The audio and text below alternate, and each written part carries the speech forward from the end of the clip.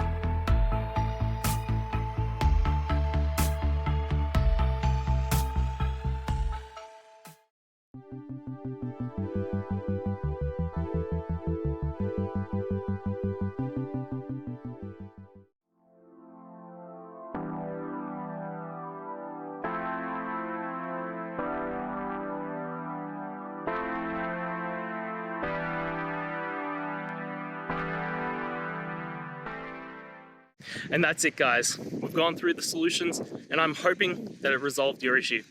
If it did, please hit the subscribe button. I'd really appreciate it. And until next time, I hope you have a good one.